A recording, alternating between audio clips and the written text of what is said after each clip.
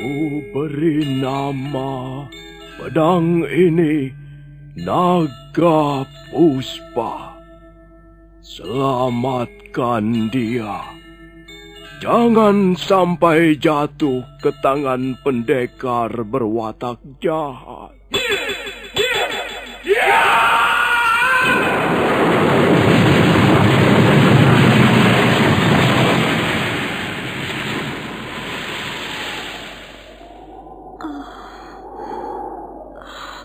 Kakang Kamandanu, kau masih juga tidak percaya bahwa aku mencintaimu. Mesin, maafkan aku, Mesin. Mesin, Mesin!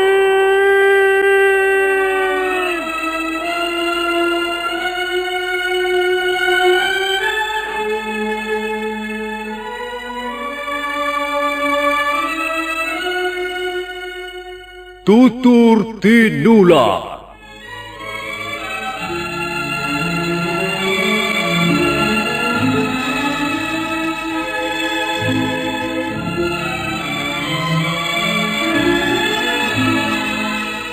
Sebuah sandiwara radio serial, produksi Sanggar Cerita dan teater Sanggar Prativi. Sebuah kisah dengan latar belakang sejarah runtuhnya Singasari dan berdirinya Kerajaan Majapahit.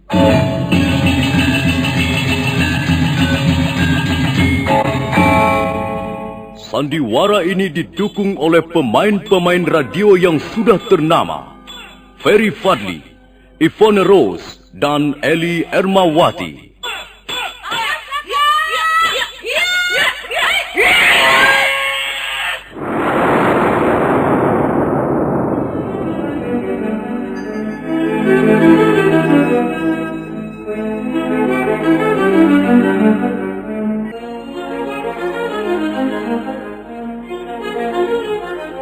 Cerita ini ditulis dan diolah oleh S. Tijab, hiasan musik dan sutradara C. Ispriyonoka. Kali ini mempersembahkan episode ke-10 dengan judul Pemberontakan Rangga Lawe.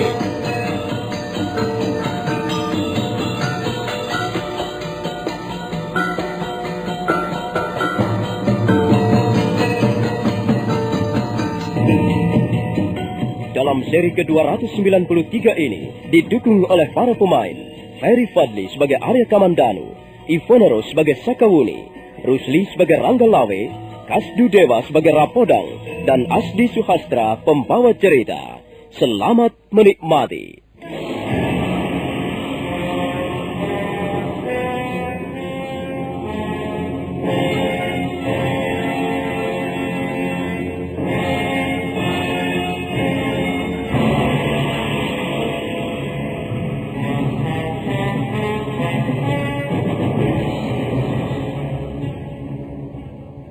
Malam itu, Sakawuni berkunjung ke rumah kediaman Arya Kamandanu. Mereka sibuk berbincang-bincang mengenai peristiwa yang baru saja terjadi di Balai Paseban Agung Istana Majapahit. Mereka menanggapi sikap yang telah diperlihatkan Rangga Lawe sehubungan pengangkatan Nambi menjadi Rekrian Mapati.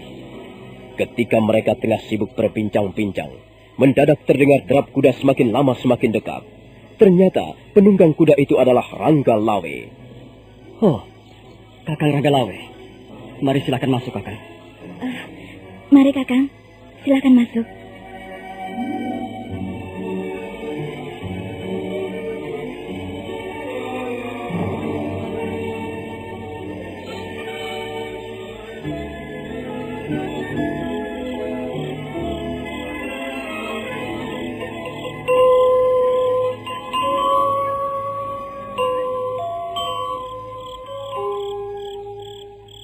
Kalian berdua tidak merasa risih dengan kehadiranku di sini?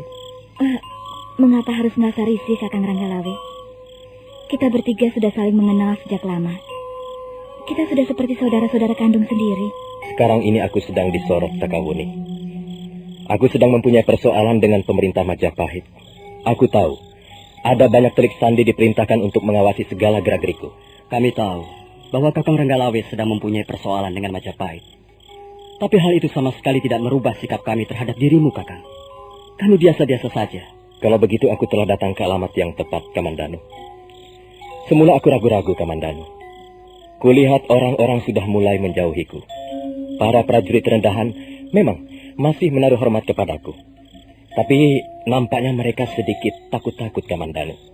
Sepertinya aku ini membawa penyakit menular yang dapat membahayakan. Sahabat-sahabat lama sudah tidak ada yang mau menemuiku lagi.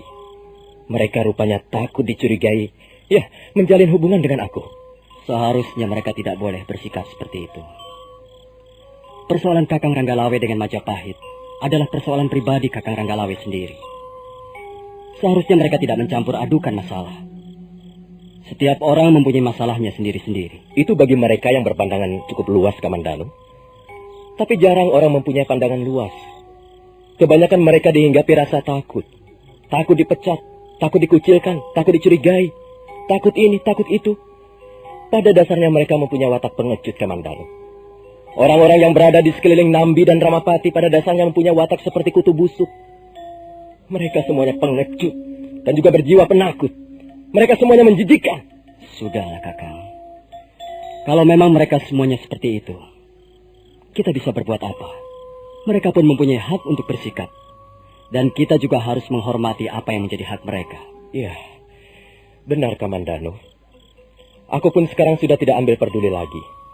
Terserah apa yang akan mereka katakan kepadaku. Biar halilintar menyambar 1000 kali sehari. Biar gunung penanggungan meletus dan memuntahkan lahar api. Biar langit runtuh dan bumi melolong-lolong. Aku tidak akan ambil peduli, Kamandanu. Persetan dengan mereka itu. Maaf, Kakang Ranggalawe. Apakah Kakang mempunyai keperluan khusus sehingga Kakang sudi mampir kemari? Iya. Sebenarnya keperluanku ini tidaklah penting, Sakawuni. Begini, Sakawuni. Iya, Kakang. Dan kau juga, Kamandanu. Ketika aku tengah mengeluarkan unek-unekku di depan Gusti Prabu Kertarajasa, Jayawardana, nampak hampir seluruhnya yang hadir di Balai Paseban Agung merasa tidak senang. Kulihat banyak di antara mereka berwajah masam. Dan aku tahu, hampir seluruh hadirin tidak setuju dengan sikap dan pernyataanku. Tapi kulihat kalian berdua tenang-tenang saja. Dan kulihat kalian berdua masih menunjukkan sikap bersahabat denganku. Sampai kapanpun Kakang Ranggalawe tetap sahabat kami. Benar, Kakang. Sampai kapanpun kami akan menjadi sahabatmu. Iya, terima kasih atas pernyataan kalian. Itulah sebabnya aku datang kemari malam ini. Aku ingin mendengar pendapat kalian berdua. Aku ingin tahu bagaimana pendapat kalian sehubungan dengan peristiwa di Balai Paseban Agung itu. Maaf, Kakang Ranggalawe. Sebenarnya kami juga agak terkejut begitu melihat Kakang menumpahkan unek-unek di depan Gusti Prabu. Kami sama sekali tidak pernah menduga bahwa Kakang Ranggalawe menyimpan unek-unek seperti itu. Jelas bahwa keputusan Sang Prabu tidak adil, Kamandanu. Kalian pasti melihat sendiri. Kalian membuktikan sendiri orang seperti apa Nambi itu. Sebelum Majapahit berdiri, 2 kali kita terlibat dalam peperangan besar. Dan apa yang telah dilakukan oleh Nambi? Dia hanya terus-menerus menempel Sang Prabu. Dia tidak pernah mau menjauh dari Sang Prabu. Tapi pernahkah dia mengotori tangannya dengan darah musuh? Berapa banyak musuh telah dibunuhnya? Bagiku Nambi tetap bukanlah manusia yang berjasa, Kamandanu. Namun begitu, mengapa Sang Prabu justru memberinya jabatan Rekrian Mahapati? Inilah yang membuat aku tidak habis pikir, Kamandanu. Aku menjadi gelisah sepanjang siang maupun malam. Hatiku dicambuk oleh rasa kecewa yang luar biasa besarnya. Aku tidak terima. Sampai kapanpun aku tidak akan pernah terima, Kamandanu. Tapi Kakang, hal itu sudah menjadi keputusan Gusti Prabu. Iya, Kakang. Bagaimanapun juga, kita harus menerima keputusan Gusti Prabu dengan senang hati. Tidak bisa begitu, Sakawuni. Itu namanya kita tidak mempunyai pendirian. Kita ini manusia, Kamandanu. Kita manusia seutuhnya, Sakawuni. Kita harus mempunyai pendirian yang teguh. Kita harus mempunyai sikap. Kita harus mempunyai suara. Dan kita juga harus mempunyai pendapat kita sendiri. Kita harus berani bilang tidak kalau memang benar-benar itu tidak. Benar, Kakang Ranggalawe. Memang kita harus menjadi manusia seutuhnya. Tapi kita harus ingat juga bahwa kita hanyalah kaula. Tugas dan kewajiban utama bagi setiap kaula adalah mengabdi kepada junjungannya. Semula aku juga berpendapat begitu, Kamandanu. Tapi sekarang lain. Kalian pasti masih ingat, Kamandanu. Kita berjuang keras untuk menumbangkan kekuasaan Prabu Jayakatwang. Kita berjuang keras untuk meruntuhkan Kediri. Untuk apa? Mengapa kita harus menumbangkan kekuasaan Prabu Jayakatwang? Karena kita mendambakan rasa keadilan dan kebenaran, Kamandanu. Rakyat sangat haus akan rasa kebenaran dan keadilan. Yang benar harus dikatakan benar. Dan yang salah juga harus ditandai dengan garis merah, Kamandanu. Dan sekarang, setelah Majapahit berdiri, mengapa kita lalu berubah sikap? Tidak, Kamandanu. Ranggalawe tetap Ranggalawe. Apapun nama kerajaannya, siapapun rajanya, kita tidak boleh memupuk rasa ketidakadilan itu. Siapa yang salah harus salah. Kalau Gusti Sang Ramawijaya adalah seorang raja besar, beliau pasti mau mencabut keputusan itu. Maaf, Kakang Ranggalawe. Memang benar. Barang siapa salah, harus salah. Mau mengakui kesalahan merupakan suatu jalan keluar yang paling baik. Tapi persoalannya di sini. Siapakah sebenarnya yang bersalah? Jadi, menurut pendapatmu, keputusan Prabu itu untuk mengangkat Nambi menjadi Rekrian Mapati itu benar? Begitu, Kamandanu? Keputusan itu kau anggap tepat dan benar? Maaf, Kakang Ranggalawe. Dalam hal ini saya kurang begitu mengerti. Entahlah. Mungkin keputusan itu benar. Mungkin juga kurang benar.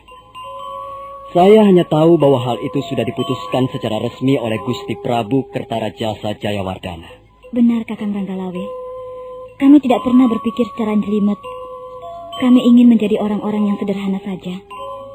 Bagi kami, tugas kami yang utama ialah mengabdi pada Gusti Prabu dan Majapahit. Benar apa yang telah dikatakan Sakawuni, Kakang Ranggalawe. Kami hanya ingin mengabdi. Kami tidak mempunyai keinginan yang lain, kecuali mengabdi kepada Gusti Prabu dan kepada Majapahit. Dan kami mempunyai banyak cara untuk mengabdi. Sekalipun kami menjadi warga negeri biasa, tanpa pangkat, tanpa jabatan ataupun kedudukan, tanpa lencana-lencana kehormatan, kami yakin bahwa kami masih akan bisa mengabdi kepada Majapahit. Aku pun bisa berkata begitu, Kamandanu. Selama ini apa yang tidak pernah kuberikan kepada Majapahit? Semua orang tahu Ranggalawe tidak bisa dipisahkan dengan Majapahit. Semenjak Majapahit ini belum ada, semenjak Majapahit masih menjadi hutan belantara, aku sudah tinggal di sini dan bekerja keras. Dan sekarang Majapahit sudah berdiri menjadi sebuah negeri, sebuah kerajaan yang makin lama makin berkembang dengan pesat. Persoalannya bukan hanya persoalan mengabdi, Kamandanu. Persoalannya sekarang ini adalah seorang yang bernama Nambi, yang dengan siasat liciknya telah berhasil duduk di atas kursi kehormatan Rekrian Mapati. Hal inilah, ya, yang membuat hati dan jiwaku selalu bergelora, Kamandanu.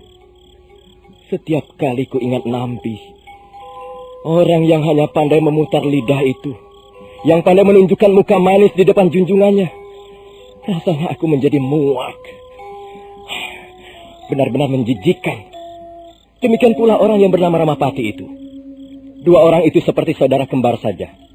Sama liciknya, sama licinnya, dan sama-sama banyak mempunyai akal bulusnya. Aku tidak rela Majapahit dihuni oleh orang-orang seperti itu, Kamandanu. Percuma aku berjuang mengorbankan segala-galanya, kalau akhirnya Nambi yang akan memetik buahnya. Maaf, Kakang Ranggalawe. Nampaknya Kakang terlalu tercekam oleh jabatan Rekrian Mapati. Memang. Aku tidak tedeng aling-aling, Kamandanu. Aku ini orang yang senang berkata belak-belakan. Aku tidak suka menutup-nutupi diriku. Aku tidak ingin menjadi orang munafik. Memang, aku menginginkan jabatan Mapati. Dan celakanya Nambila yang beruntung. Aku sungguh-sungguh kesal, Kamandanu. Mengapa harus Nambi yang beruntung? Semula kukira Paman Lembu Sora lah yang akan diangkat menjadi Rekrian Mapati. Kalau Paman Lembu Sora dianggap kurang memadai, karena beliau sudah agak tua usianya, kukira akulah yang akan ditunjuk menduduki jabatan itu. Tapi dasar nasibku sial. Jabatan itu terlepas dari tanganku, dan bahkan diberikan kepada orang yang paling tidak aku sukai di seluruh Majapahit ini. Kurang ajar. Nasibku benar-benar kurang ajar. Hal inilah yang membuatku tidak bisa tidur nyenyak, Kamandanu. Aku benar-benar tidak terima. Maaf, Kakang Ranggalawe. Kakang bisa saja tidak terima. Tapi kalau hal ini sudah menjadi keputusan Gusti Prabu, saya kira Kakang tidak bisa berbuat apa-apa lagi. Apa Sakawuni? Aku tidak bisa berbuat apa-apa. Selama Ranggalawe masih bernafas, Sakawuni. Selama tanganku ini masih mampu menggenggam keris megalamatku. Aku mempunyai banyak cara untuk melampiaskan rasa tidak puasku. Pendirianku sudah tetap. Sikapku tidak mungkin dirubah, Sakawuni. Ibarat gunung masih bisa dipindah-pindah. Tapi sikap dan pendirian Ranggalawe tidak bisa digeser barang setapak pun, Sakawuni. Pokoknya selama Nambi masih enak-enak, ongkang-ongkang kaki menikmati jerih payahku. Tidak sudi aku tinggal di Majapahit.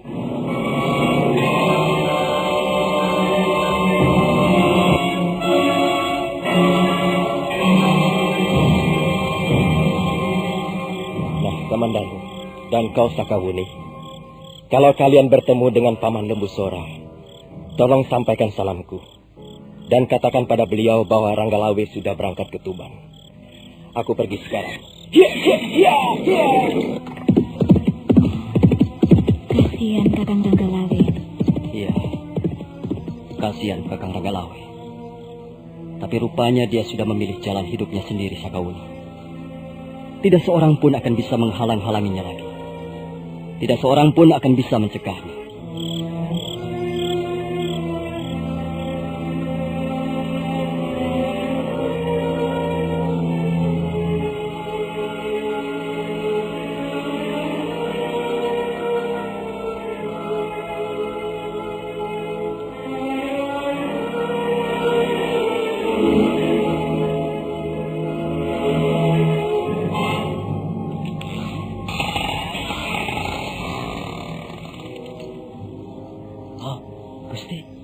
Gusti Ranggalawe.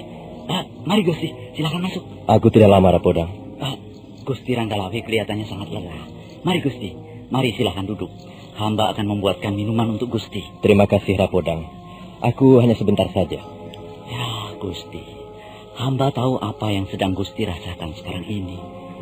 Hamba ikut prihatin, Gusti. Terima kasih, Rapodang. Rupanya kau masih juga menunjukkan rasa kesetiaanmu kepadaku. Memang, Gusti. Sebenarnya tidak tepat. Nambi memang tidak tepat duduk menjadi rekrian Mapatih. Hamba juga tidak mengira sama sekali. Semula hamba kira Gusti Lembu Sora yang akan diangkat menjadi rekrian Mapatih. Tapi, ya entahlah. Apa yang menjadi pertimbangan Gusti Prabu sehingga Nambi dijadikan Mapatih? Entahlah. Sudahlah, Rapodang. Kau tidak perlu melibatkan dirimu dalam persoalan ini. Akan berbahaya sekali untuk keselamatanmu, Rapodang. Kau bukan orang pangkat. Lebih baik kau diam saja. Jangan turut campur urusan ini. Tapi hamba juga merasa tidak senang melihat ketidakadilan ini, Gusti. Ada perasaan yang mengganjal dalam perasaan hamba. Sebenarnya banyak juga di antara kawan-kawan yang kurang setuju Gusti Nambi dijadikan rekrian Mapatih. Tapi mereka tidak berani berbuat apa-apa, Gusti. Maklum, mereka orang-orang kecil. Memang sebaiknya mereka tidak berbuat apa-apa, Rapodang. Tolong beritahu kawan-kawanmu supaya mereka bersikap hati-hati. Biarlah soal ini akan kuhadapi sendiri. Lalu apa rencana Gusti Ranggalawe? Malam ini juga aku akan berangkat ke Tuban. Kalau begitu hamba ikut serta, Gusti. Hamba akan segera mengumpulkan teman-teman hamba. Hamba kira mereka juga bersedia mengikuti Gusti Ranggalawe ke Tuban. Tidak usah, Rapodang. Aku akan berangkat sendirian saja. Sudahlah, Rapodang. Jangan libatkan diri kalian dalam persoalan ini. Aku datang hanya sekedar untuk mengucapkan kata-kata pamit, Rapodang. Kalian semuanya adalah orang-orangku yang setia. Tapi mulai malam ini, Ranggalawe bukan lagi seorang pejabat kerajaan Majapahit, Rapodang.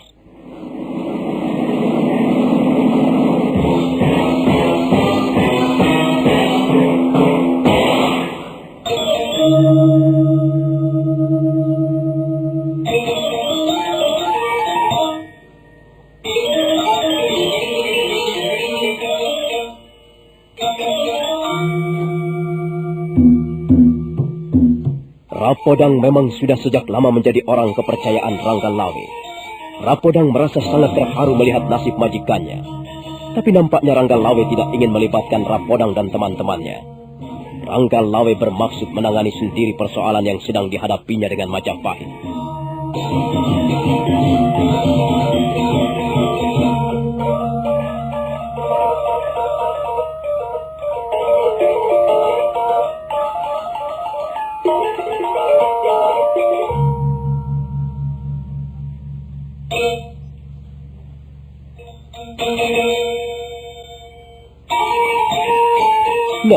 Saudara pendengar, bagaimanakah kisah selanjutnya? Apa yang akan dilakukan Ranggalawe setelah nantinya tiba di Tuban? Apakah dia akan segera menyusun barisan dan memberontak terhadap kerajaan Majapahit? Silakan menunggu seri berikutnya. Sampai jumpa.